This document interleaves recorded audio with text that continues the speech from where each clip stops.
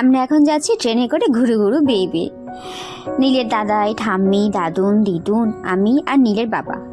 আমাদের রাত্রে 11টায় দুর্গাপুর থেকে ট্রেন ছিল, আর এখনও আমরা ট্রেনেই রয়েছি।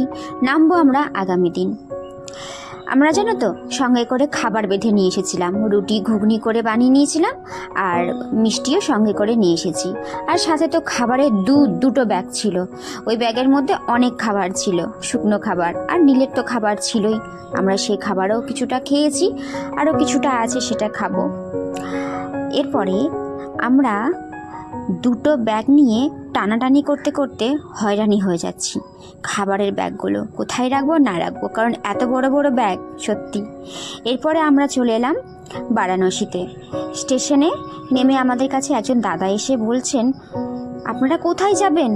আর আমি জানো তো ইন্দ্রকে বলছি, আচ্ছা অচেনা মানুষকে তারা ঠিক বুঝে যায় বলো, কি করে চেনে আমি নিজেও বুঝতে পারি না।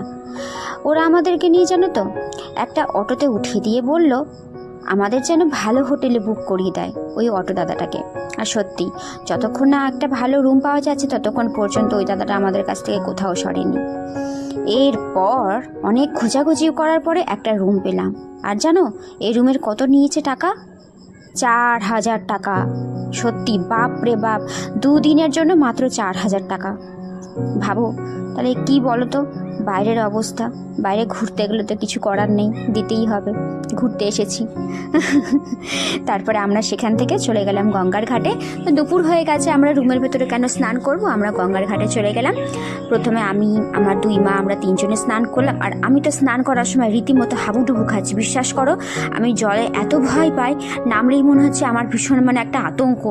তো মারা আমাকে ধরে নিয়েছিল।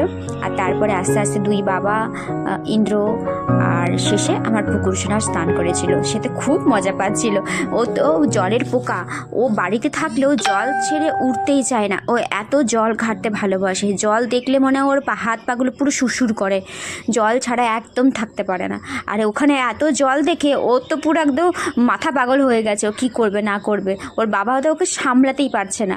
আর আমি ওপর থেকে বলছি আয় আয়, ঠান্ডা লেগে যাবে। কিন্তু কে কার কথা শোনে। এখন বাইরে ঘুরতে এসেছে, আমার কথা বললে তো চলবে না, মায়ের কথা তো দূরেই থাকো। এখন সবাই রয়েছে, ওর তো এখন আলাদাই পাওয়ার। 2 দাদু, 2 দিদা, ঠাম্মি, বাবা তো সাথেই আছে। বাবা থাকলে তার কোনো কথাই হবে না।